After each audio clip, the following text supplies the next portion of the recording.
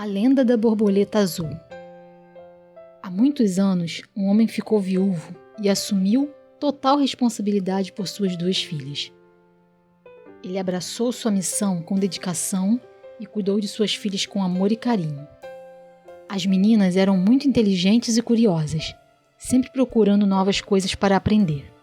Todos os dias, elas faziam milhares de perguntas a seu pai. E apesar de responder algumas delas, nem sempre ele sabia tudo. E elas, como resultado, viviam com várias perguntas sem resposta. Um dia, o homem decidiu mandar suas filhas para morarem por um tempo com um conhecido sábio que seria capaz de resolver todas as suas dúvidas. As meninas se empolgaram com a notícia e sabiam que poderiam se tornar muito mais sábias com a ajuda do sábio. No entanto, até mesmo as meninas se surpreenderam com o que aconteceu depois. O velho sábio foi capaz de responder a todas as perguntas das meninas e saciar os seus desejos de conhecimento.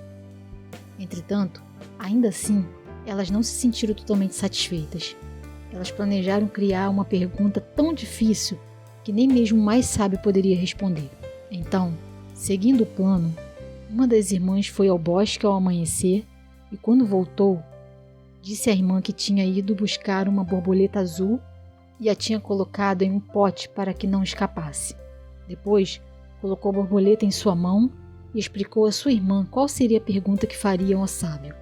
A borboleta está viva ou morta? Se o sábio respondesse que estava viva, ela iria apertá-la em sua mão e matá-la. E se respondesse que estava morta, ela a deixaria ir. Dessa maneira, não importa o que ele respondesse, estaria errado. E elas poderiam ter sua vitória. Então, chegou o momento e as irmãs, certas de sua vitória, perguntaram ao velho sábio se a borboleta em sua mão estava viva ou morta. Ele então, sorridente e calmo, simplesmente respondeu: "Depende de você. Ela está em suas mãos." As meninas então perceberam que ainda não tinham conseguido vencer o seu mestre e que a sabedoria vem em muitas formas.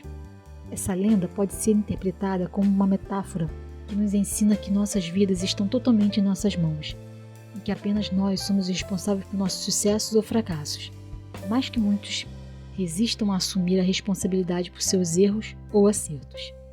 Aqueles de nós que têm medo de aceitar sua responsabilidade por suas vidas costumam julgar os outros ao seu redor por suas falhas, porque aceitar os próprios erros lhe parece muito difícil, já que exige tempo e dedicação para conhecer a si mesmos.